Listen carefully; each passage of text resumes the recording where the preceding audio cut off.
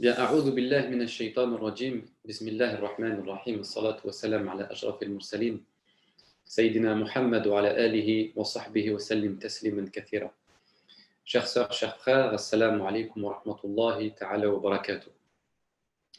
Le prophète sallallahu alayhi wa sallam dit dans un célèbre hadith, d'après Abi Hurayra radiyallahu anhu, il dit Sab'atun yudhilluhumullahu fi dhillih yawma la dhilla illa dhilluh. 7 personnes seront protégées sous l'ombre de Dieu le jour où il n'y aura pas d'ombre, où il n'y aura d'ombre que la sienne, que l'ombre d'Allah subhanahu wa ta'ala. Imamun adil, donc un chef équitable, un chef juste. Wa shabun nasha'a fi ibadatillah azza wa jal, et un jeune garçon qui a grandi dans l'adoration d'Allah subhanahu wa ta'ala, puissant et majestueux. Wa rajulun qalbuhu mu'allaqun bil masajidi, un homme dont le cœur est attaché aux mosquées. Wa rajulani tahabba fillahi ijtama'a alayhi wa tafarraqa alayhi, et 2 hommes qui se sont aimés en Dieu, qui se sont réunis pour lui et se sont séparés pour lui. Wa rajulun da'athu imra'atun dhatu mansibin وجمال فقال إني أخاف الله, et un homme qu'une femme noble et belle convient à l'adultère et qui a répondu en disant je crains Allah, إني أخاف الله. ورجل تصدق بصدقة فأخفاها حتى لا تعلم شماله ما تنفق بيمينه, et un homme qui a fait une aumône si discrètement que sa main gauche ignore ce qu'a dépensé sa main droite. وَرَجُلٌ ذَكَرَ اللَّهَ خَالِيًا فَفَاضَتْ عَيْنَهُ, et un homme qui a évoqué Dieu dans la solitude, emplissant ses yeux de larmes. Ce hadith, il est très connu, très célèbre, il est authentique, il fait l'unanimité des savants, muttafaqun alayh. Ce hadith est très important pour plusieurs raisons et on va essayer, Inch'Allah, de le méditer sous plusieurs angles. Quand on a affaire à un hadith du prophète sallallahu alayhi wa sallam, il faut l'aborder, il faut l'apprécier dans sa forme comme dans son fond. Ici, dans ce hadith, déjà la première des choses qu'on remarque, c'est cette qualité qu'avait le prophète sallallahu alayhi wa sallam de dire énormément de choses en très peu de mots. Ça, c'était une qualité qui lui était propre, qui était spécifique au prophète sallallahu alayhi wa sallam. D'ailleurs, on a interrogé un jour un compagnon sur l'attitude du prophète sallallahu alayhi wa sallam, sur sa façon de parler. Et on a répondu, le compagnon en question a répondu, il a dit, le prophète sallallahu alayhi wa sallam était toujours méditatif, contemplatif, et il observait de longs moments de silence, et chacune de ses prises de parole débutait et se terminait par le nom d'Allah subhanahu wa ta'ala, et il avait reçu, dit-il, le don des paroles totalisantes. Yatakallamu bijawami'il kalimi, c'est-à-dire qu'il parle de façon synthétique.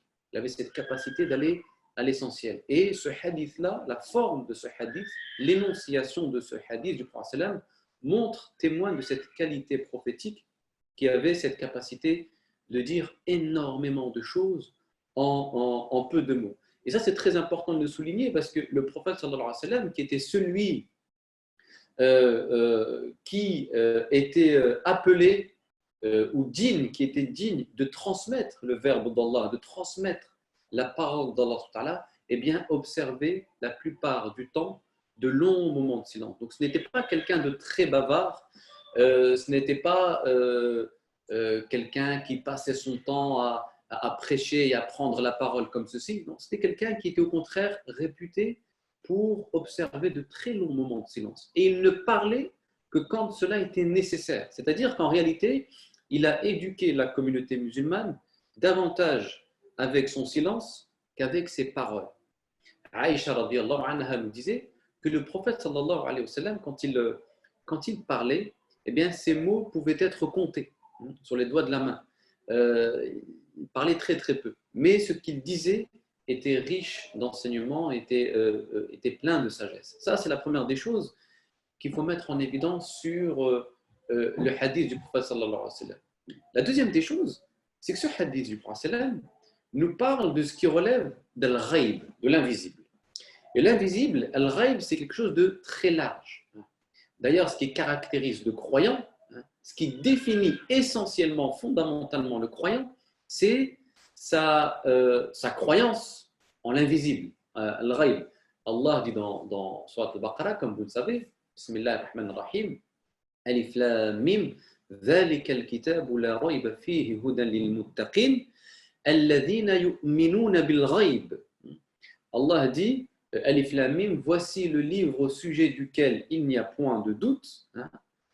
Point de doute pour qui? Lil muttaqin, pour ceux qui ont la crainte révérentielle de Dieu, pour ceux qui craignent Allah subhanahu wa ta'ala. Et ensuite, Allah définit ces gens qui sont dotés de cette prémunition spirituelle. Parce que la taqwa, c'est la prémunition spirituelle. Il est défini en disant alladhina yu'minuna bil ghaib. Les pieux sont ceux qui croient en l'invisible, al-ghaib. Et ce hadith nous parle d'al-ghaib. Et ça, c'est important de le souligner parce que vous allez voir que beaucoup de versets, beaucoup de hadiths ont trait à l'invisible. Pour quelle raison? Parce qu'en réalité, l'univers du croyant, l'univers de celui qui croit en Allah, l'univers de celui qui porte la voix, est un univers qui est richement animé. Animé par quoi? Eh bien, par des interactions spirituelles. Tout ce qu'il fait impacte le monde invisible. Et le monde invisible impacte le monde visible. Donc, il y a une interaction spirituelle entre le visible et l'invisible qui enrichit, qui anime la vie du croyant. Et donc, le croyant ne vit pas dans le monde étroit et asphyxiant du matérialisme, qui ne reconnaît rien au-delà de la matière. Au contraire, le croyant ne se sent pas enfermé dans le monde des phénomènes, dans le monde des contingences. Il sait qu'il est accompagné et qu'il est mystérieusement relié au monde invisible, al-ghaib. Et ce monde invisible constitue sa principale ressource spirituelle. Et le monde du croyant n'est pas uniquement régi par les lois de la physique. Son monde est aussi régi par les lois ou par des données métaphysiques. D'ailleurs, combien de hadiths mettent en évidence ceci? Et ça, c'est important de le dire. C'est important de le dire dans un univers, dans un monde, dans une époque qui justement cultive le visible, la matière, où les gens perçoivent le monde que sous le prisme du visible, le culte du visible. Eh bien, il est important pour nous de revitaliser, de revivifier notre conscience de l'invisible, de l'ghaib, parce que c'est ce qui caractérise, c'est ce qui détermine la foi du croyant. Les hadiths qui nous disent que eh bien, les anges notent nos actions, c'est-à-dire tout ce que nous faisons eh bien, a une répercussion aussitôt sur le monde invisible, parce que ça mobilise les anges qui se mettent à écrire ce que nous faisons. Le hadith du prophète sallallahu alayhi wa sallam qui nous dit, dans un hadith rapporté par Muslim, il nous dit, il n'est pas de gens, de groupes de gens qui s'assoient pour invoquer Allah subhanahu wa ta'ala sans que les anges ne les entourent et ne déploient leurs ailes sur eux, sans que la miséricorde d'Allah subhanahu wa ta'ala les recouvre et que la sérénité descende sur eux et que Dieu les mentionne à ceux qui se trouvent auprès de lui. Regardez, quand des personnes se réunissent, comment leurs gestes physiques, leur attitude physique, eh bien, mettent en mouvement le monde invisible. Les cieux, les anges qui déploient leurs ailes, la miséricorde d'Allah qui descend, la sérénité, Allah qui parle de ce groupe-là à ceux qui sont près de lui. Donc il y a toute une animation qui accompagne la vie du croyant. Dans un autre hadith, le prophète sallallahu alayhi wa sallam nous dit que Dieu, les anges, les habitants des cieux, les habitants de la terre, jusqu'à la fourmi dans sa fourmilière et au poisson dans la mer, eh bien, prie pour qui, à votre avis? Prie pour la personne ou les personnes qui enseignent le bien aux gens. Donc, une personne qui enseigne le bien à sa famille, à ses élèves, à son entourage, dans un village, dans le fin fond de la campagne, ben, son action, son geste, son enseignement a des répercussions jusque dans les abysses océaniques. Les poissons se mettent à prier pour lui, la fourmi se met à prier pour lui. Dieu, les habitants des cieux, de la terre, donc on voit que Al-Ghaib occupe une place déterminante dans la vie du croyant. Et ça, c'est important de le mettre en évidence parce que parfois, cette dimension de l'invisible s'est atténuée dans le cheminement spirituel du croyant. C'est-à-dire que le croyant, eh bien, ne vit pas avec cette conscience assez forte de l'ghaib. Tout ce qu'il fait impacte ou se répercute sur le monde invisible. Et donc, quand nous cheminons, eh bien, il ne faut pas faire l'économie de ces données métaphysiques. Parce que ces données métaphysiques sont les données les plus importantes dans notre expérience terrestre. C'est ces données métaphysiques qui nous créent des horizons, qui nous ouvrent des perspectives, qui nous offrent des solutions aux épreuves de la vie. Nous sommes reliés mystérieusement à ces données métaphysiques, à ce monde invisible. Parce que l'être humain, quand il ne tient compte uniquement de ce qu'il voit, de ce qu'il a sous les yeux, uniquement des données sensibles qui s'offrent à lui immédiatement, eh bien, il est amené à détruire plus qu'à construire. Parce qu'il ne tient pas compte de la densité spirituelle du monde visible. Et il réduit la réalité à ce qu'il voit. Donc ça, c'était en ce qui concerne le ghaib de manière générale. Et dans le ghaib, il y a ce qu'on appelle l'akhira. L'akhira, l'au-delà, fait partie du monde invisible. Et ce hadith du prophète nous parle de ce qui se passe dans l'au-delà, dans ce qui va venir après la mort, dans ce qui vient après cette vie. Et si vous ouvrez le Coran, il n'y a certainement pas une page qui ne traite pas de l'akhira. Toutes les pages du Coran parlent de l'akhira. Comme si le Coran, quand vous le feuilletez, eh bien,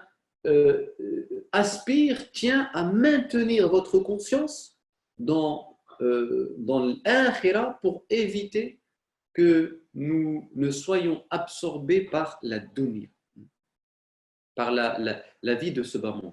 Et le prophète sallallahu alayhi wa sallam a façonné la conscience de ses compagnons et des musulmans de manière générale en leur rappelant systématiquement eh bien, ce qui va se passer dans ce monde-là, hein, dans ce monde subtil, dans ce monde invisible, hein, que nous allons côtoyer après la mort. Le Coran lui-même associe ou établit un lien étroit entre la foi et l'au-delà, en particulier. Dans Surat al-Baqarah, vous avez le verset assez connu où Allah subhanahu wa ta'ala dit ليس البر أن تولوا وجوهكم قبل المشرق والمغرب ولكن البر من آمن بالله واليوم الآخر.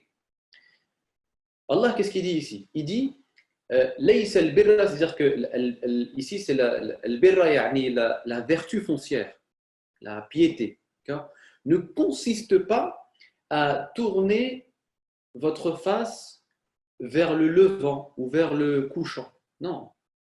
Mais consiste à croire en Dieu et à l'ultimité, hein, al-akhira, le jour dernier. Allah, dans plusieurs passages du Coran, met en corrélation étroite la foi et l'au-delà. Ça, c'est très, très important. C'est comme si, voilà, c'est l'au-delà, ce qui va se passer après la mort, et forge et conditionne la conscience du croyant, conditionne la conscience de celui qui chemine dans cette vie. Et donc Allah, dans le Coran, s'est attaché à toujours évoquer l'au-delà pour nous éviter de tomber dans les pièges et les illusions de ce bas monde. Pourquoi il est important de le signaler? D'ailleurs, Allah subhanahu wa ta'ala, quand il parle de l'au-delà dans le Coran, il lui donne plusieurs appellations.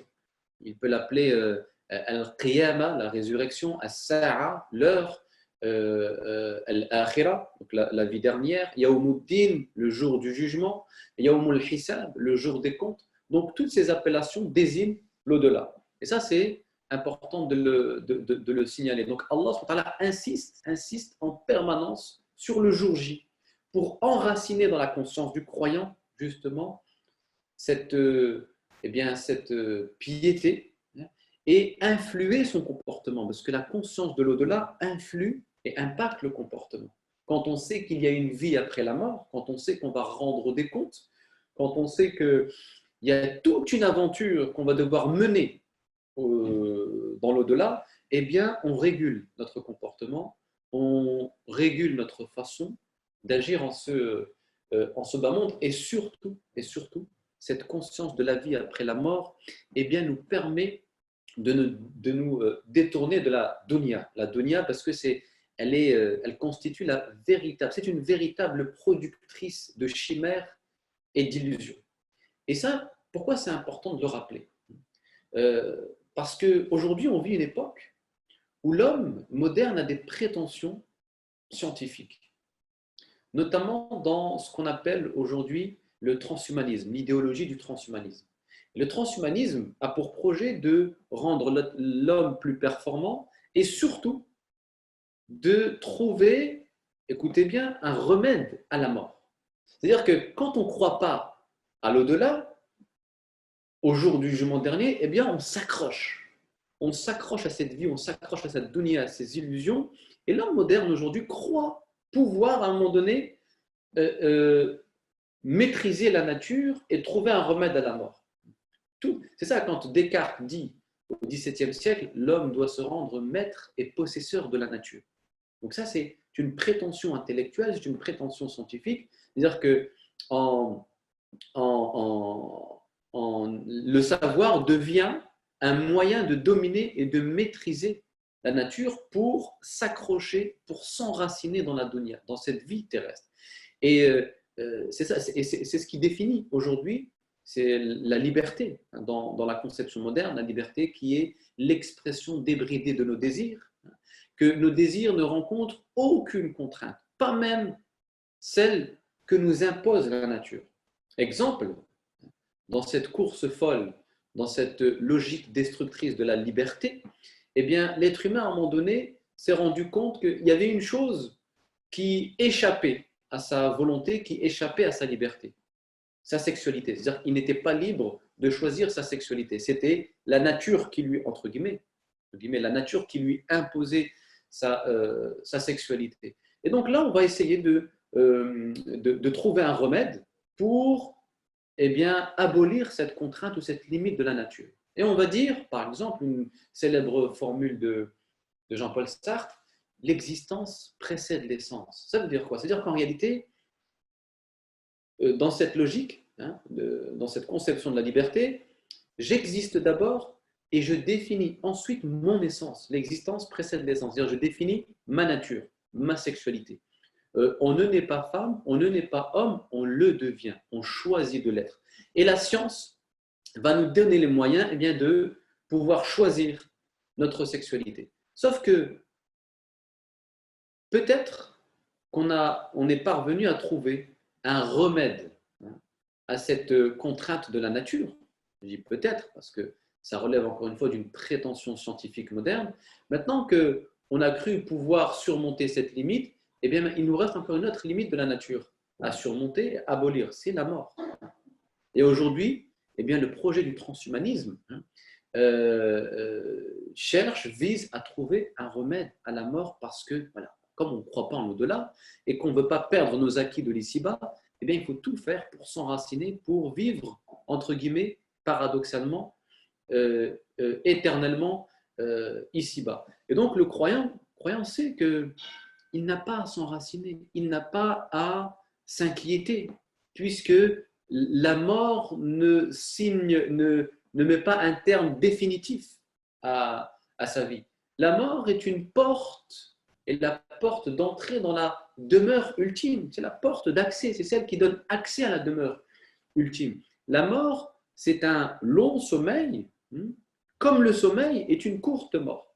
Et ça, c'est très important de le signaler. Donc, quand le prophète sallallahu alayhi wa sallam nous parle, comme ici dans ce hadith, des choses qui vont se passer dans l'au-delà, c'est surtout pour nous préserver justement des illusions et des chimères de l'existence humaine. D'ailleurs, le prophète sallallahu alayhi wa sallam dit, Ad-dunya est la demeure de celui qui n'en a pas. Il dit la dunya, c'est la richesse de celui qui ne possède rien. Et n'amasse en ce bas monde, en cette dunya, que celui qui est dépourvu d'intelligence. Ça, c'est un hadith assez connu rapporté par l'imam Ahmad dans son Musnad. Regardez ce qu'il dit ici, le prophète. Cette dunya, c'est la demeure et la richesse de celui qui ne possède rien.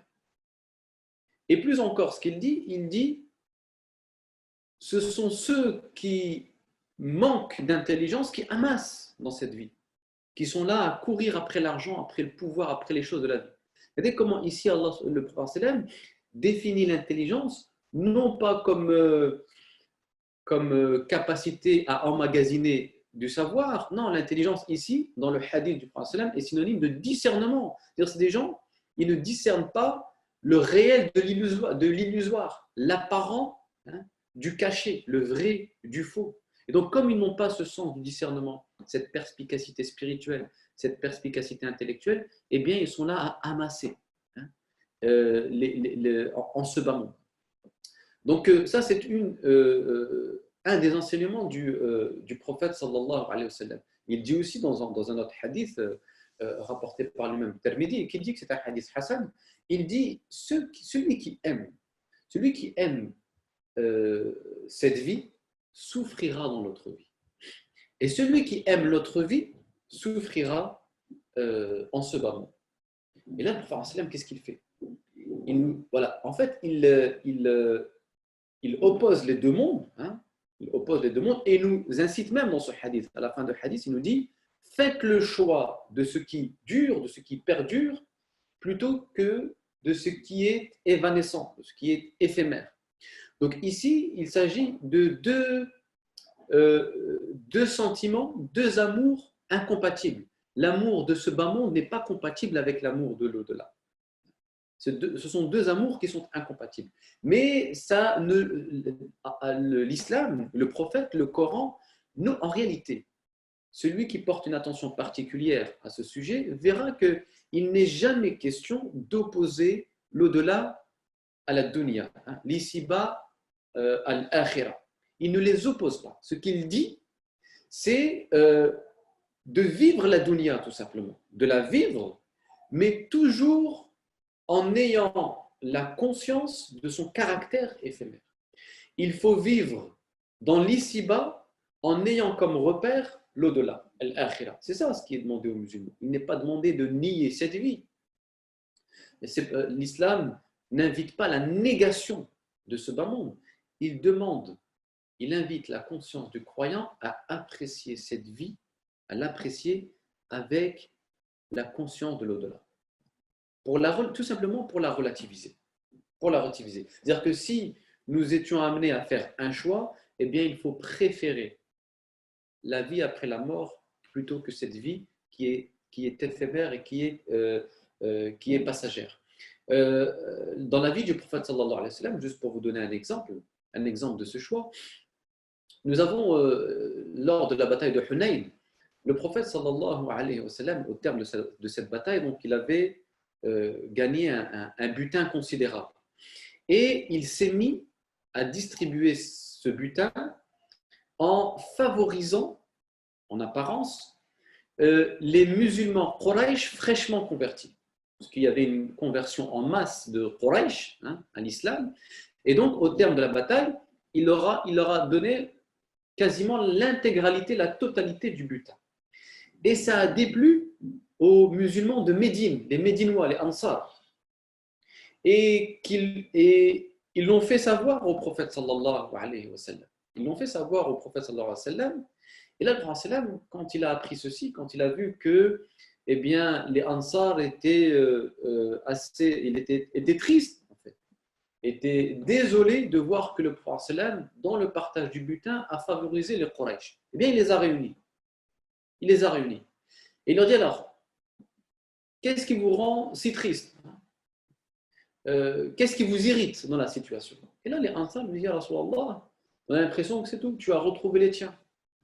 Maintenant que une bonne partie des Quraysh se sont convertis à la religion, on a l'impression que tu es content d'avoir retrouvé les gens de ta ville natale et tu les as favorisés. Et nous, tu nous as délaissés. Tu nous as oubliés. Et le prophète sallam de leur répondre, mais n'étiez-vous pas un peuple égaré et Allah vous a guidé par mon intermédiaire? N'étiez-vous pas dans l'obscurité et je vous ai apporté la lumière? Et là, les Ansar disent, oui, ya Rasulallah, tu as raison. Et ils regrettent aussitôt leur attitude. Mais le prophète sallam ne s'arrête pas là. Il leur dit, mais ya Ansar, chers habitants, chers auxiliaires de Médine, vous pouvez me répondre. Vous pouvez répliquer en me disant, mais toi aussi, ya Rasulallah, tu étais un peuple chassé et c'est nous qui t'avons accueilli. C'est nous qui t'avons offert refuge. Vous pouvez me répondre ceci. Et le prophète sallallahu alayhi wa sallam de les consoler en leur disant, ce qui vous irrite, c'est bien de ce bas monde éphémère que j'ai accordé à ces gens, juste pour gagner leur cœur, à ces gens qui sont fraîchement convertis, je leur ai donné le butin pour gagner leur cœur. Ne préfériez-vous pas que ces gens retournent chez eux avec ce butin, avec des bêtes, avec des ovins, et vous retournez chez vous avec le prophète sallallahu alayhi wa sallam? Vous avez le choix. Eux, ils ont fait le choix de dunya, vous, le choix de l'akhirah. Et ça, c'est extrêmement important. Et chaque fois, nous sommes dans notre vie, pour peu qu'on porte une attention particulière, on se rend compte que nous sommes souvent amenés à faire ce choix. Dans nos prises de décision, un choix, est-ce que le geste, le choix que je vais faire, est-ce qu'il est animé par la quête de l'au-delà, ou est-ce qu'il est animé par la convoitise de l'ici-bas? Et ça, c'est très, très important. Là, le prophète leur dit à eux, et c'est des gens qui n'ont pas encore la foi bien enracinée dans le cœur. Et on a beaucoup de musulmans comme ceci, qui n'ont pas la foi très enracinée dans le cœur, et donc qui prient, qui jeûnent, qui font le dhikr, mais avec le cœur plein de dunya. C'est des gens, voilà, ils s'approchent de la vérité par le biais de leurs besoins et non pas par le biais de leur intellect, de leur discernement. Donc, tu as des gens comme ceci, il faut juste leur donner à boire et à manger pour les sensibiliser. Vous, non, vous, alhamdoulilah, votre cœur est éveillé à la présence d'Allah, est très éveillé aux subtilités du message de l'islam. Et donc, ici, pour terminer vraiment cet aspect de l'au-delà, avant d'entrer dans le détail du hadith, eh bien, en réalité, ce qui nous est demandé, ce n'est pas de nier cette vie, mais d'en reconnaître le caractère illusoire. D'en reconnaître le caractère illusoire. Allah subhanahu wa ta'ala, dans le Coran, il nous dit dans Surat Ar-Rum, il dit, en parlant de ceux qui se laissent tromper par les apparats, par les chimères de la vie, il dit يَعْلَمُونَ ظَاهِرًا مِنَ الْحَيَاةِ الدُّنْيَا وَهُمْ عَنِ الْآخِرَةِ هُمْ غَافِلُونَ. Qu'est-ce qu'il nous dit ici, Allah subhanahu wa ta'ala? Il nous dit, ils connaissent l'apparence de la vie d'ici-bas, ظَاهِرًا مِنَ الْحَيَاةِ الدُّنْيَا, l'apparence de la vie d'ici-bas, et sont insouciants, imprévoyants envers l'ultimité, l'au-delà. Donc, c'est des gens en fait qui ne voient les choses que dans leur apparence, Prenez l'exemple de Moussa alayhi salam. Moussa alayhi salam, à un moment donné, lorsqu'il est appelé subtilement par son Seigneur, donc il se rend, il répond à cet appel, et puis à un moment donné, Allah lui dit, il s'adresse à lui, ça vous retrouvez ce passage-là dans Surat Taha, il lui dit وَمَا تِلْكَ بِيَمِينِكَ يَا مُوسَى. Qu'y a-t-il dans ta dextre? Qu'est-ce que tu as là entre les mains?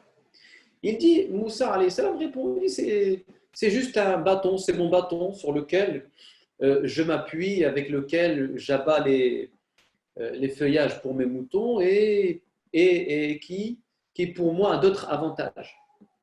Et là, Allah subhanahu wa ta'ala dit à Moussa, Alqiha ya Moussa, jette ce bâton au sol. Donc Moussa jette le bâton, فألقاها فإذا هي حية تسعى. فإذا هي حية تسعى. Allah jette le bâton et le voici serpent vivant qui s'active. Qu'est-ce que Allah a voulu montrer à Moussa avant de l'envoyer chez qui? Chez Pharaon. Chez Pharaon. En fait, ce bâton symbolise la vie. Lui, tu vois, ce bâton-là, c'est ce qui te relie à ce bas monde. La preuve, c'est avec ça que, comme tu dis, hein, que tu tires avantage de cette vie. Tu t'appuies dessus, hein, qui te sert d'appui dans ce bas monde, hein, qui te relie à ce bas monde. C'est ce bâton qui te permet eh bien, de subvenir à tes besoins, hein, en guidant ton troupeau de moutons, et tu trouves d'autres avantages mondains avec ce bâton. Eh bien, jette-le. Tu verras en fait la réalité profonde de ce bâton qui symbolise la vie. Un serpent. Hayyatun tas'a. Un serpent, comme si tu vois, la réalité de cette vie, ben c'est ça. Bien, reprends ton bâton. Allah lui demande de reprendre son bâton ensuite. Il ne lui dit pas, c'est tout, de l'abandonner. Non, garde ce bâton qui symbolise la vie. Vis ta vie, mais juste aie conscience que cette vie, en fait, contient, recèle quelque chose de bien de vicieux. Et le serpent représente ici le vice de l'existence humaine, l'illusion de l'existence humaine. Et donc, c'est ça, en fait, symboliquement, il voulait juste lui montrer, attention, ne te fie pas aux apparences de la vie, parce que cette vie, voilà, ce qu'elle est au fond. Et le serpent représente ce que la vie est au fond. Ce que la vie est au fond. Et donc, c'est le fait que le Coran et la sunna du prophète sallallahu alayhi wa sallam nous rappellent systématiquement l'au-delà, c'est pour éviter que nous prenions l'ici-bas comme demeure et que nous nous laissions berner par les chimères et par les illusions de ce bas monde. La dunya n'est que l'ombre de l'au-delà. C'est son ombre.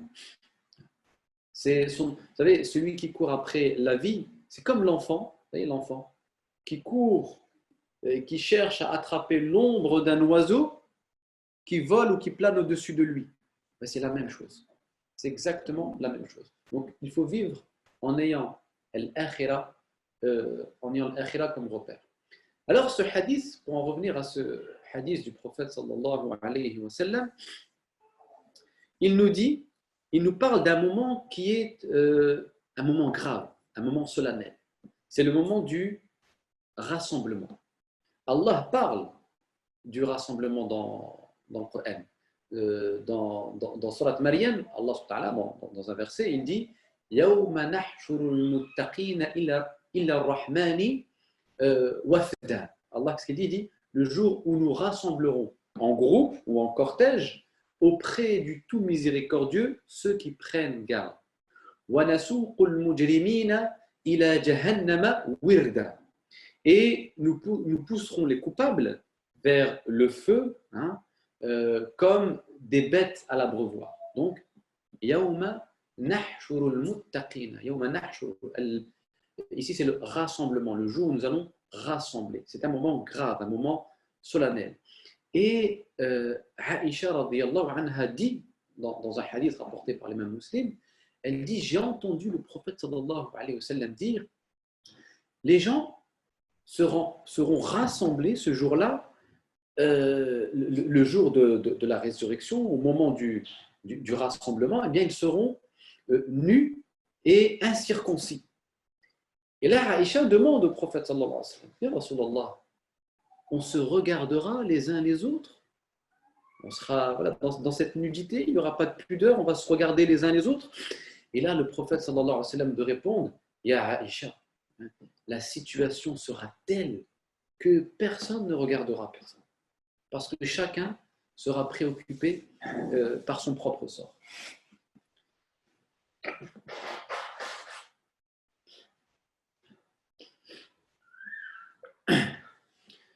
Dans un hadith aussi connu qui traite du moment du rassemblement, on a un compagnon du prophète sallam qui rapporte Al-Miqdad ibn al-Aswad rapporte que le prophète sallallahu alayhi wa sallam a dit le jour de la résurrection, le soleil s'approchera des créatures au point d'être à une distance d'1 000 ou, là il ne se souvient plus exactement de la version, ou d'une aiguille à appliquer le khul, à appliquer le khul. Et les gens seront, du fait de cette proximité du soleil, les gens seront plongés dans la sueur en fonction de leurs œuvres. En fonction de leurs œuvres. Les uns seront plongés dans leur sueur jusqu'aux chevilles, les autres jusqu'aux genoux, les autres jusqu'à la ceinture, et d'autres seront complètement noyés dans leur sueur. C'est un hadith rapporté par les mêmes musulmans. Donc ça va être un moment de chaleur intense.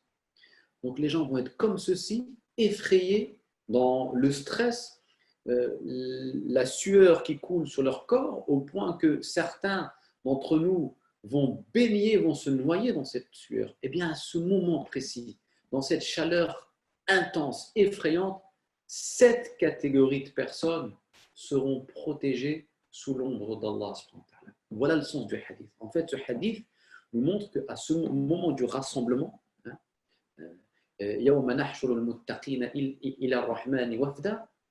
vous ai cité le verset, le jour où on va rassembler ceux qui craignent, on va rassembler les gens pieux en groupe auprès du miséricordieux,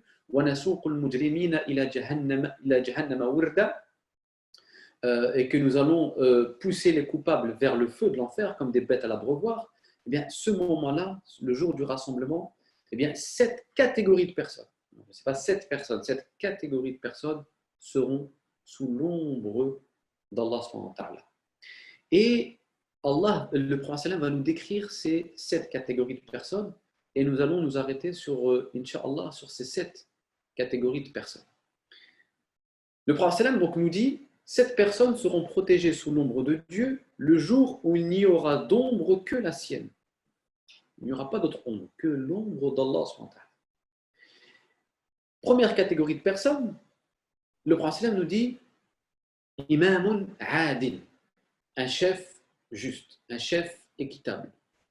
Et ici, il faut comprendre une chose, c'est qu'Imamun adil, les commentateurs du hadith disent ça peut être le chef, un calife, un chef, un gouverneur, ça peut être un prof vis-à-vis de ses élèves, ça peut être les parents avec leurs enfants, bref, toute personne qui détient une certaine responsabilité, qui détient un certain pouvoir. Donc ça englobe, déjà, juste cette catégorie de personnes englobe plusieurs catégories d'autres personnes. Et donc là, imam adil, un imam ou un chef ou un responsable équitable et juste. Et on sait combien la notion de justice est extrêmement et fondamentale en islam. C'est un des noms d'Allah.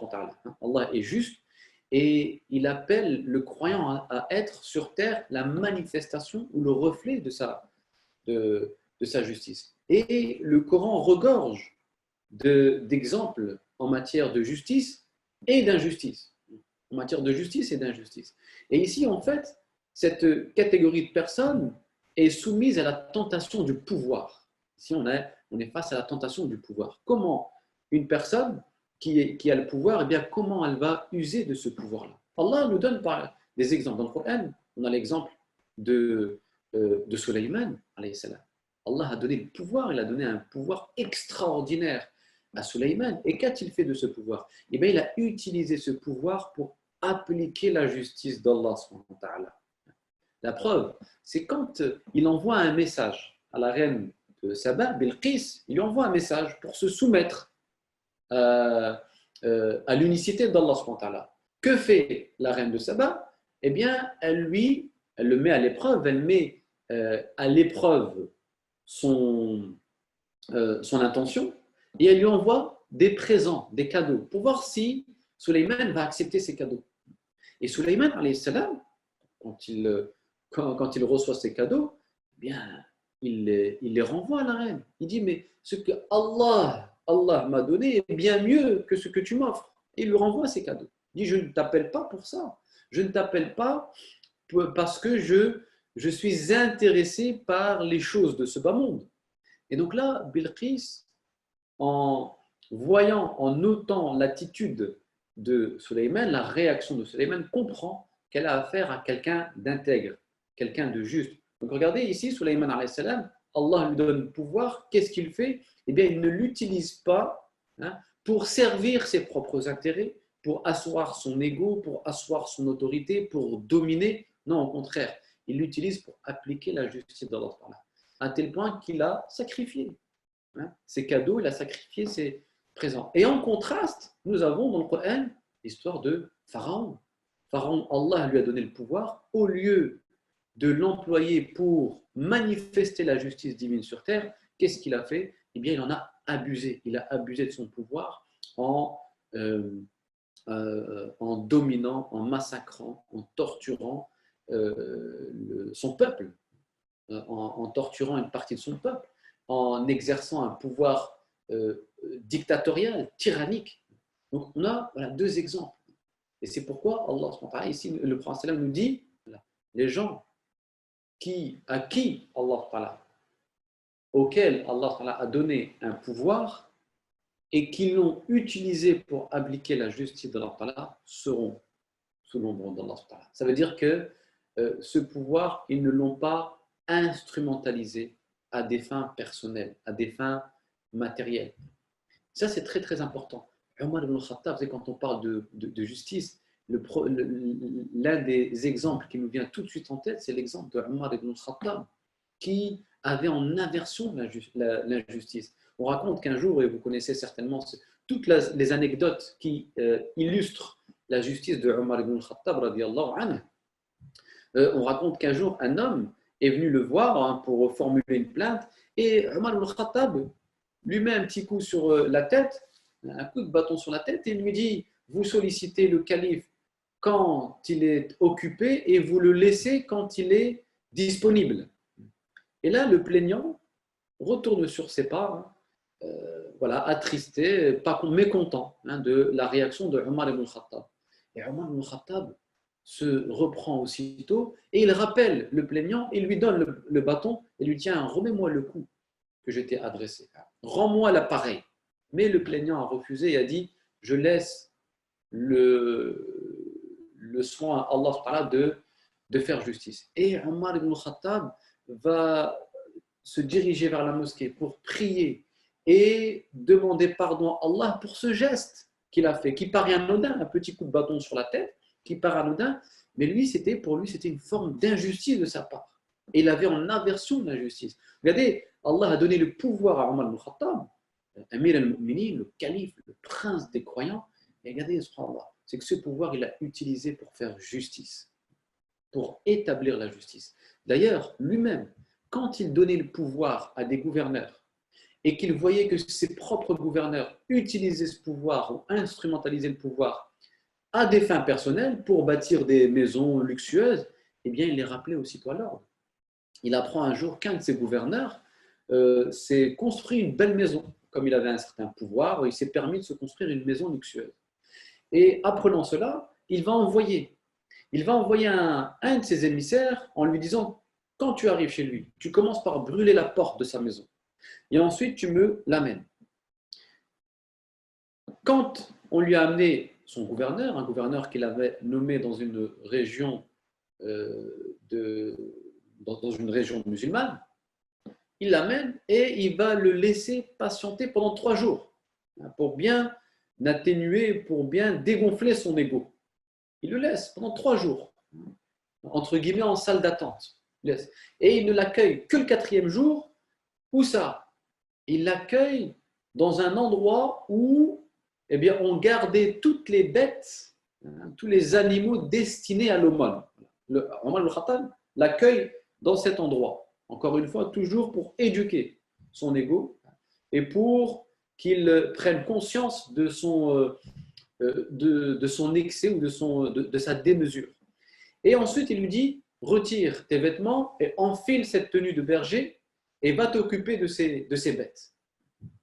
Et après quelques jours, Omar ibn Khattab l'interpelle et lui dit, maintenant que tu as bien compris, maintenant j'espère que tu as compris la leçon. Je ne t'ai pas nommé gouverneur, je ne t'ai pas donné un tel pouvoir, une telle responsabilité pour que tu construisent des maisons luxueuses. Je t'ai donné cette responsabilité pour que tu appliques la justice d'Allah subhanahu wa ta'ala. Et ça, voilà. Et travailler pour Omar ibn Khattab, travailler dans le gouvernement d'Omar ibn Khattab, demandait beaucoup de sacrifices. Parce que lui, il avait un sens aigu, profond de la justice. Il n'était pas question de convoiter certains intérêts, etc. Dans le gouvernement d'Omar, c'était chose inconsevable. Donc, accepter la responsabilité que donnait Omar exigeait un sacrifice énorme. Donc, la notion de justice, ceux qui appliquent la justice et ceux qui utilisent le pouvoir qu'il aurait donné eh bien, pour répandre la justice et pour juger les choses équitablement, sera sous l'ombre d'Allah subhanahu wa ta'ala.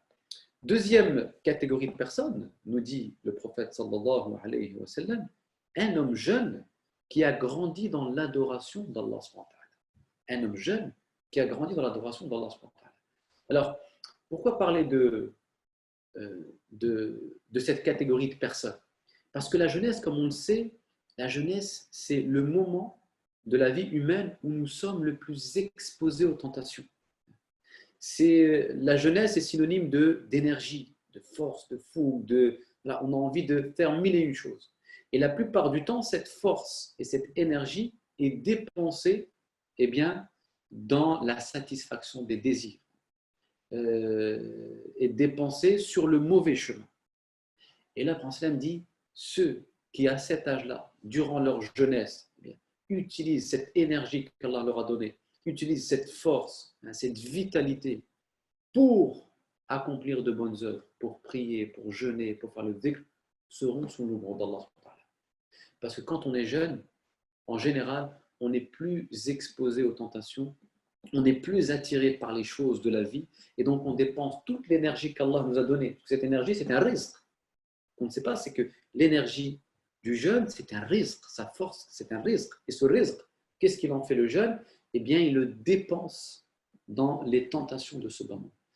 Sauf, et là, ça me dit, ceux qui, au contraire, auront dépensé cette vitalité, cette vivacité, cette énergie dans le chemin d'Allah subhanahu wa ta'ala, seront sous l'ombre d'Allah le jour où il fera une chaleur intense. Mus'ab ibn Umayr, un compagnon du prophète sallallahu alayhi wa sallam, qui s'est converti à l'islam alors qu'il était adolescent.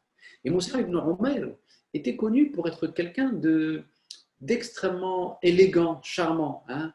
Le prophète sallam le surnommait le parfumé de la Mecque. Il est très gâté par ses parents, toujours bien habillés. Et puis, les filles de la Mecque convoitaient son attention, hein, cherchaient toutes à attirer son attention.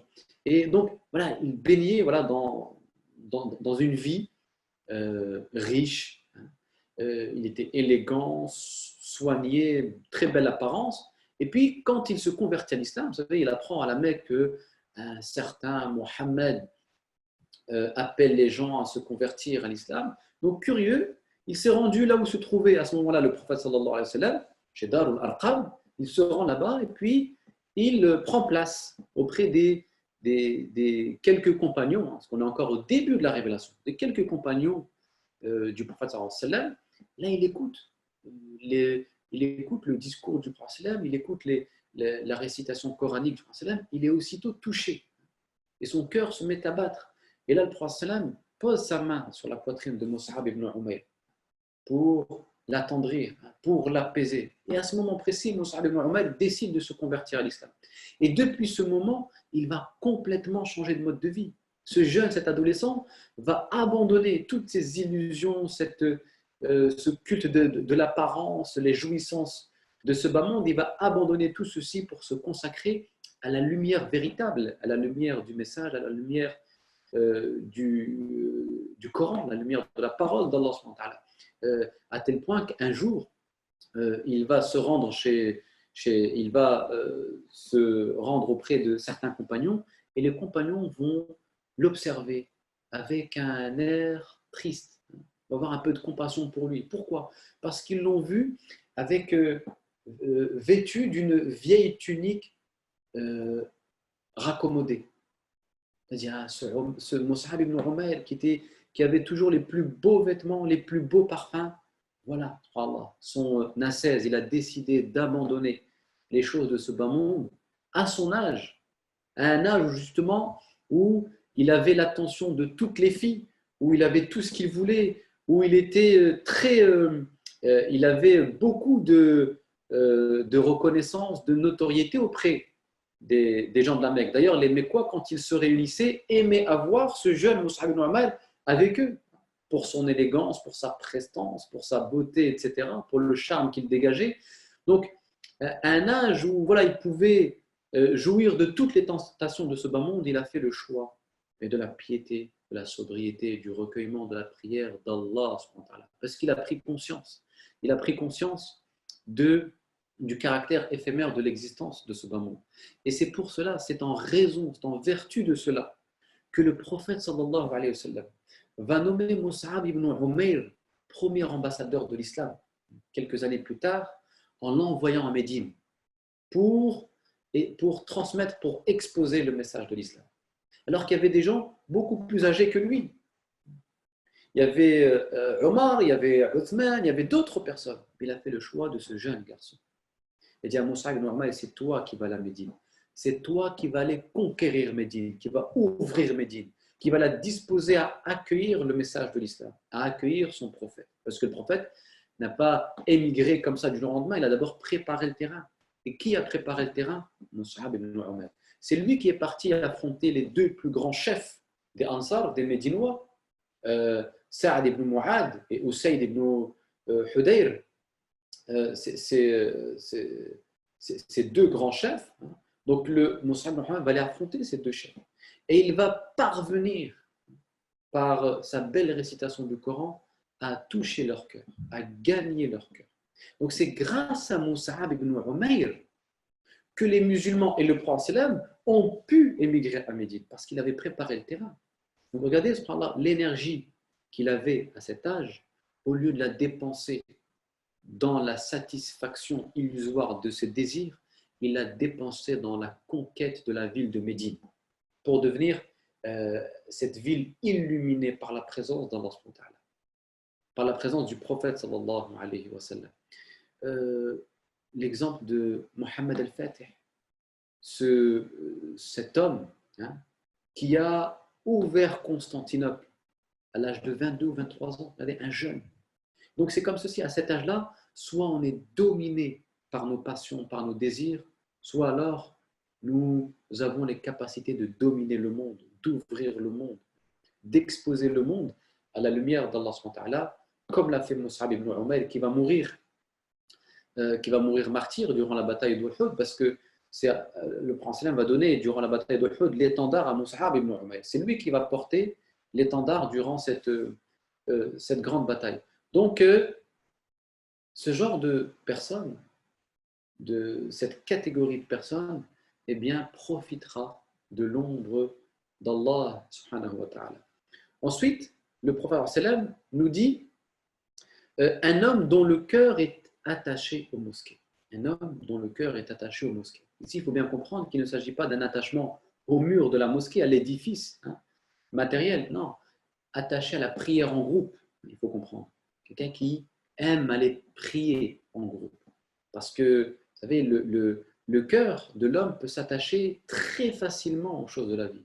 Le cœur, aujourd'hui, quand on regarde les personnes, le consommateur moderne aujourd'hui, eh bien, on voit que son cœur est attaché aux lieux, aux espaces de divertissement, attaché au cinéma, au restaurant, enfin, aux espaces de divertissement, et très peu attaché à ces espaces de recueillement, espaces d'adoration d'Allah subhanahu wa ta'ala. Ça ne veut pas dire, attention, je ne suis pas en train d'opposer l'un à l'autre, ça ne veut pas dire qu'il n'est pas bon d'aller au cinéma, au restaurant, non. Là, on parle d'attachement, un cœur qui s'attache uniquement aux espaces de divertissement, de distraction, d'oubli, les endroits où caractérisés par l'oubli d'Allah subhanahu wa ta'ala. Eh bien, un homme qui, dans un tel contexte, au lieu de laisser son cœur être dominé par les espaces de divertissement, par les espaces de distraction, se laisse dominer par les espaces de recueillement. Et donc, c'est quelqu'un qui va voilà, accorder une importance à la prière en groupe, parce qu'il sait que la prière en groupe vaut 27 fois plus qu'une prière accomplie individuellement. Et il sait qu'une prière en groupe apporte un soutien considérable dans le recueillement, dans la méditation, dans le khushu', dans la concentration sur la présence d'Allah subhanahu wa ta'ala. Donc, un cœur attaché aux mosquées. Et on sait que la mosquée occupe une place importante dans la communauté musulmane, à tel point que le prophète, sallallahu alayhi wa sallam, lorsqu'il arrive à Médine, l'une de ses principales initiatives, l'une de ses principales entreprises a été la construction de la mosquée comme lieu de rassemblement, comme lieu d'unification, d'unité. Une mosquée qui va servir d'espace de rayonnement de la lumière divine. C'est un espace d'éducation, un espace de prière, de contemplation. Et donc, le prophète sallallahu alayhi wa sallam a mis en évidence l'importance de la fréquentation des mosquées, l'importance de côtoyer ces espaces. Et ça, c'est très, très important. Surtout, encore une fois, dans un monde où rien ne nous rappelle Allah subhanahu wa ta'ala, où les seuls endroits qui nous rappellent Dieu, qui nous permettent, les seuls endroits qui nous permettent justement de rester centrés sur nous-mêmes et sur notre foi, c'est la mosquée. Voilà pourquoi il faut avoir le cœur attaché à la mosquée. Parce qu'aujourd'hui, ce sont les rares endroits où nous pouvons encore trouver le moyen d'élever notre conscience ou d'éduquer notre cœur. Ensuite, le prophète sallallahu alayhi wa sallam dit « Deux hommes qui se sont aimés en Dieu, se réunissant pour lui et se séparant pour lui. » Et ici, l'épreuve de l'amitié, l'épreuve de la fraternité. C'est-à-dire deux personnes qui se sont aimées en Allah. C'est-à-dire seul, c'est Allah qui régulait, qui régissait leur lien fraternel, leur amitié, et rien d'autre. Ça veut dire que leur amitié n'était pas due, n'était pas intéressée. D'ailleurs, un philosophe grec, Aristote, disait que dans son livre Éthique à Nicomaque, il disait qu'il y a trois catégories d'amitié. Il y a l'amitié intéressée, c'est-à-dire c'est une amitié où on va tirer profit, tirer bénéfice de cette amitié. On va fréquenter, côtoyer telle personne pour obtenir un poste, pour avoir une certaine reconnaissance, pour accéder à une autre personne. Donc c'est une amitié tremplin. C'est une amitié intéressée. On fréquente, je te fréquente parce que j'ai envie de tirer un certain bénéfice, un certain profit personnel. Donc une amitié intéressée.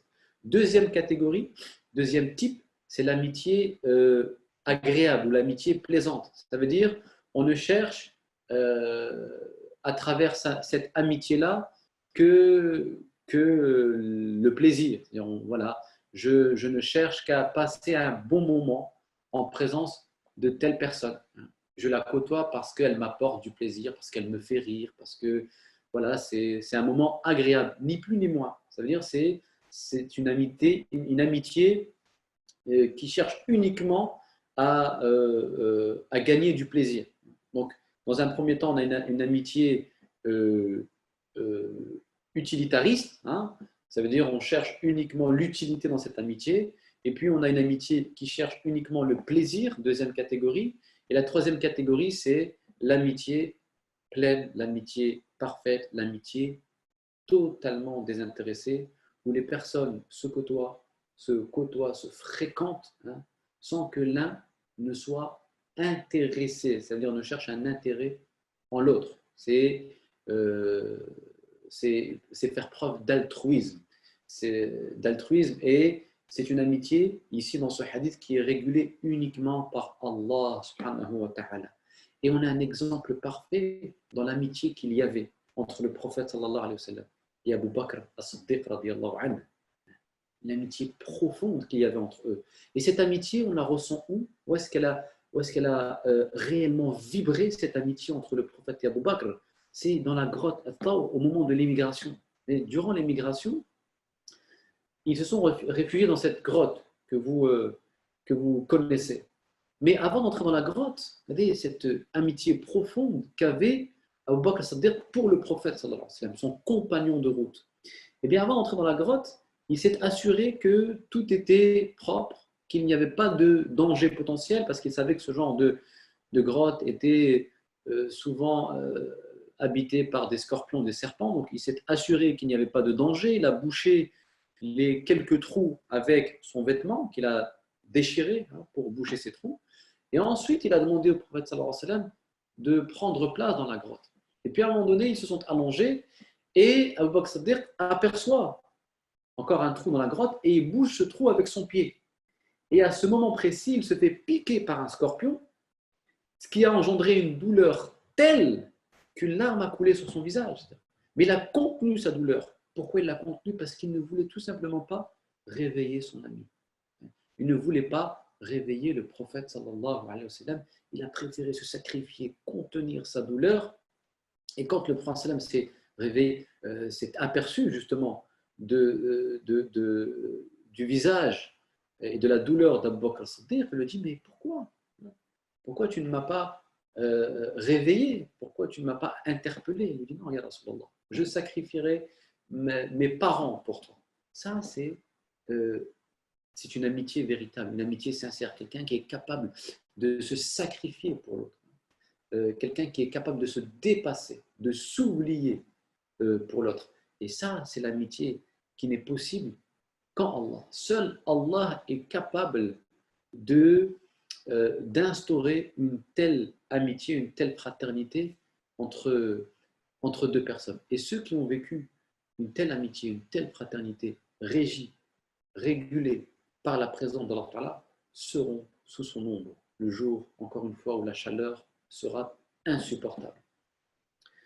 Ensuite, il dit: un homme qu'une femme noble et belle convia à l'adultère et qui a répondu en disant: je crains Allah, je crains Dieu.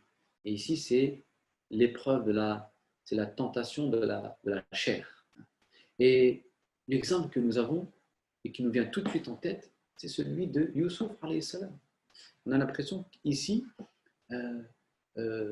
que le prophète sallam fait référence à Youssouf alayhi salam, qui nous est cité dans le Coran, dans Surat Youssouf. Quand Imra'atul Aziz l'invite, l'appelle justement à commettre l'adultère, quand elle le séduit, parce qu'elle l'isole dans une pièce, elle ferme les portes, je suis à toi, elle dit à Youssouf: je suis à toi, je m'offre à toi. Alors que Youssouf, à ce moment n'est qu'un modeste esclave, donc il était dans un statut vulnérable, il aurait pu succomber à la tentation. Un modeste serviteur vulnérable qui est charmé par la femme d'un ministre, la femme d'un prince qui occupe un haut rang dans la société, il aurait pu très facilement succomber à la tentation. Elle lui dit: hey talak, je m'offre à toi. Et lui, qu'est-ce qu'il dit? Allah est le refuge, Allah est mon refuge. Je crains Allah. Donc, la tentation. Et là, le prophète nous dit: celui qui, à un moment donné, sera soumis à l'épreuve de cette tentation, la tentation de la chair, et qui résiste à cette tentation en trouvant appui dans sa foi, en trouvant refuge en Allah, sera sous l'ombre d'Allah au jour du jugement, le jour de l'ultimité. Donc, la tentation. Et ici, Imra'atul Aziz symbolise la tentation de manière générale. L'être humain est en permanence soumis à des tentations qui l'assaillent de toutes parts, qui l'encerclent, qui l'envahissent, surtout dans une société permissive comme la nôtre. Les tentations sont nombreuses. Elles nous encerclent. Et c'est là où il faut faire preuve de résistance spirituelle en trouvant refuge dans la proximité, dans la présence d'Allah. Dans la présence d'Allah. Et donc, cette catégorie de personnes aura le privilège de faire partie de ces gens qui seront sous l'ombre d'Allah Ta'ala, parce qu'ils n'ont pas succombé à leur tentation, ils n'ont pas succombé à leurs désirs. Ils ont su maîtriser, dominer leurs désirs, leurs passions, en trouvant la force dans la présence et dans la proximité d'Allah subhanahu wa ta'ala. Un homme, nous dit ensuite le prophète sallallahu alayhi wa sallam, un homme qui a fait une aumône si discrètement que sa main gauche ignore ce qu'a dépensé sa main droite. Donc, quelqu'un qui fait une aumône, qui fait une belle action, à tel point, ici le prophète nous donne une image, hein, tel point que sa main gauche ne s'aperçoit pas, ne voit pas ce qu'a déposé sa main droite. Donc une action accomplie dans la discrétion, dans le secret le plus total. Et pourquoi ceci? Parce que souvent l'être humain, quand il agit, en fait l'être humain dans sa nature a besoin de reconnaissance. Il a besoin que son acte soit reconnu, soit vu, soit perçu. Il a besoin de rendre visible son action. Ça, c'est un besoin naturel chez l'homme. Et Allah, qu'est-ce qu'il nous dit ici? Le prophète sallallahu alayhi wa sallam, qu'est-ce qu'il nous dit plutôt? Il nous dit en fait, ce qu'il nous enseigne, au fond, c'est que cette reconnaissance, cette volonté de rendre visible son action, il faut la chercher auprès du regard du Créateur et non pas du regard des créatures. Dans ce que tu fais, il faut chercher et être habité uniquement par le regard du Créateur. Seul le regard du Créateur doit t'intéresser, et non pas le regard ou la reconnaissance des créatures. Et beaucoup de gens aujourd'hui, quand ils agissent, cherchent la reconnaissance sociale. Beaucoup de gens cherchent à exister, soit en surfant sur des causes, soit etc. Et puis on cherche, avec la culture des vues, maintenant avec les réseaux sociaux et Internet, cette culture des vues, combien la reconnaissance. Comme si la qualité d'une action, la qualité d'un savoir, la qualité d'un comportement dépendait de la quantité de vues, dépendait de la reconnaissance sociale. Non, elle dépend, comme nous l'enseignent tous les de notoires hadiths, la qualité d'un acte, d'une action, d'un comportement dépend de la sincérité, du regard du Créateur qui habite ta conscience. Et donc, une personne qui, en agissant, s'est affranchie de la reconnaissance sociale, en fait, une personne qui a su se libérer de la reconnaissance sociale, dont le comportement, l'attitude n'est plus déterminée, conditionnée par le regard des gens. Son attitude est conditionnée uniquement par le regard d'Allah Ta'ala. Et qu'il agit dans une discrétion telle que même sa main gauche ne voit pas ce que sa main droite accomplit. Et c'est ça en fait. Et ça c'est très très important. Parce que quand nous faisons des bonnes actions, la tentation est grande de vouloir séduire les gens, de vouloir chercher l'approbation des gens, la reconnaissance sociale, l'éloge, la flatterie, voir son ego flatté. La tentation est grande. Et là, le prophète nous dit, mais celui qui au contraire fait le choix de la reconnaissance divine plutôt que de la reconnaissance sociale, eh bien, sera à l'abri de la chaleur insupportable du rassemblement au jour du jugement dernier. Donc, il fait le choix du regard. Ce qu'il importe dans son action, c'est Allah. Allah m'a vu, ça me suffit. Il y a des gens qui cherchent à avoir des millions de vues et il y a des gens qui cherchent à avoir juste un regard, celui d'Allah. Celui d'Allah. Ton action a fait combien de vues? Combien de vues? Un. Celui d'Allah. Le reste, la vue des gens ne m'intéresse pas parce que c'est une vue qui est leur regard. Le regard des gens est superficiel, est limité. Ils te regardent aujourd'hui, ils t'oublient demain. Ils font ton éloge aujourd'hui, ils te critiquent demain. Leur regard est superficiel, alors que le regard d'Allah ne souffre d'aucune limite. Il est absolu et il t'accompagne à chaque instant de ton existence. Chaque instant de ton existence est saturé par le regard d'Allah. C'est pourquoi c'est son regard illimité, absolu, qui ne souffre d'aucune limite qu'il faut chercher, plutôt que les vues superficielles, limitées des êtres humains. Ensuite, le prophète sallallahu alayhi wa sallam nous dit, pour terminer, un homme qui a évoqué Dieu dans la solitude, emplissant ainsi ses yeux de larmes. Ici, le prophète nous fait l'éloge du zikr, le souvenir. Une personne qui sait parfois s'isoler pour pratiquer le zikr, pour évoquer Allah subhanahu wa ta'ala, et dont le cœur frémit à l'évocation d'Allah subhanahu wa ta'ala, au point que ce frémissement du cœur s'exprime et se traduit par des larmes dans la solitude, loin des gens. Donc, le zikr. Le zikr permet de jouir de l'ombre d'Allah subhanahu wa ta'ala le jour du rassemblement. Une personne qui s'est consacrée entièrement à l'évocation d'Allah. La solitude, ça veut dire quoi? Ici, dans la solitude, ça veut dire qu'il s'est affranchi, délivré de son environnement, de son milieu, qui a tout sacrifié pour se consacrer à Allah.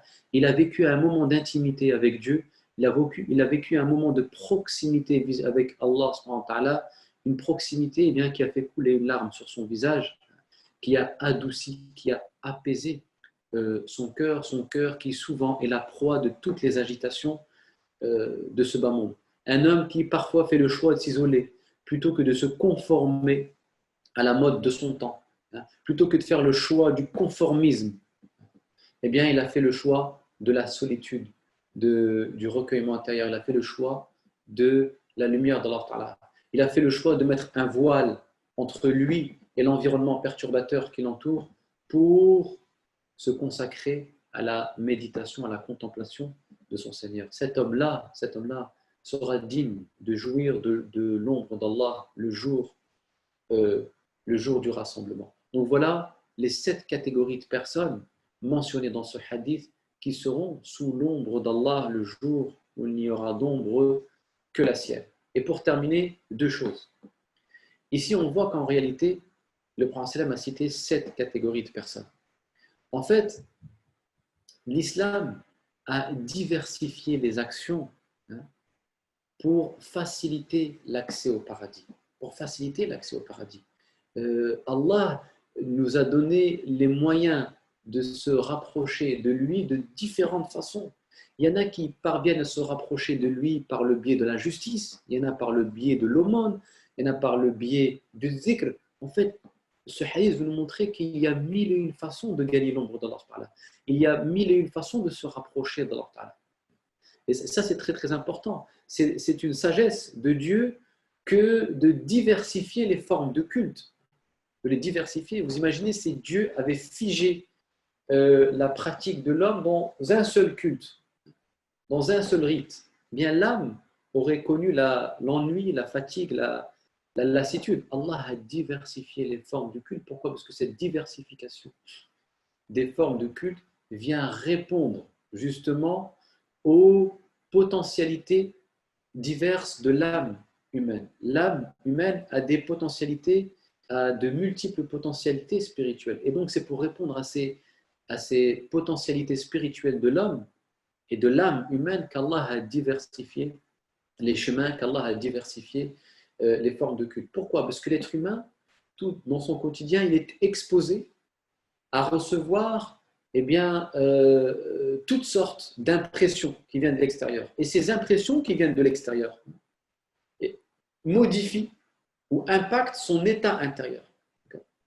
Elle impacte son état intérieur et donc cette modification va actualiser ses potentialités spirituelles. Donc chaque impression va impacter d'une certaine façon son âme et donc selon l'état de son âme, eh bien, il va s'adonner à telle ou telle forme de culte, à telle ou telle forme de pratique. C'est pourquoi des fois, notre âme a envie de prier, des fois notre âme a envie de faire, de s'engager dans l'humanitaire. En fait, c'est parce que c'est ces potentialités de l'âme qui s'actualisent et qui s'expriment en fonction des impressions qu'elle reçoit de l'extérieur. Et c'est en vertu de cela qu'Allah a diversifié les formes d'adoration. Donc il y a 1001 façons, encore une fois, de jouir de la proximité d'Allah ici-bas, de profiter de son ombre dans l'au-delà, en priant, en faisant preuve d'équité, en faisant l'aumône, en résistant à une tentation. Autant de moyens d'exprimer son amour d'Allah.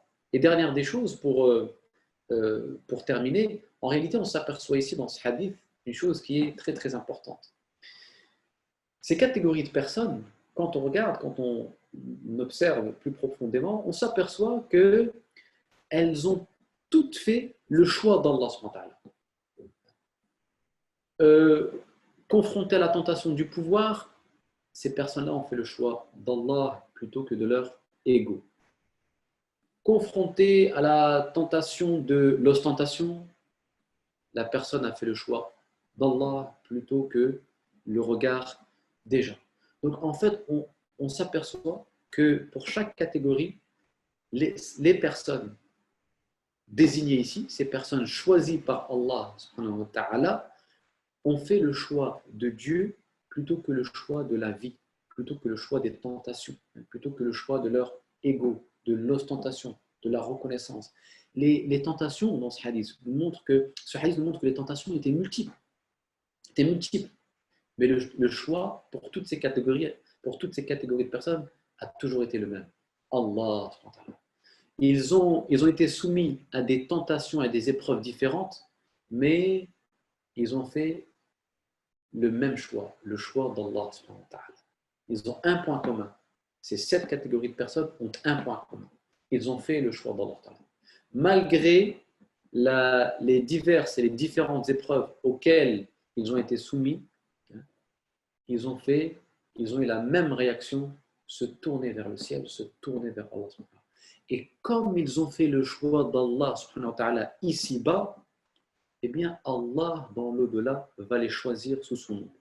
Parce que vous avez fait mon choix, parce que vous m'avez choisi dans la vie, dans la dunya, eh bien je vous choisis dans l'akhirah. Wallahu a'lam wa ala wa ahkam. Wa sallallahu ala sayyidina Muhammad wa ala alihi wa sahbihi wa sallim tasliman.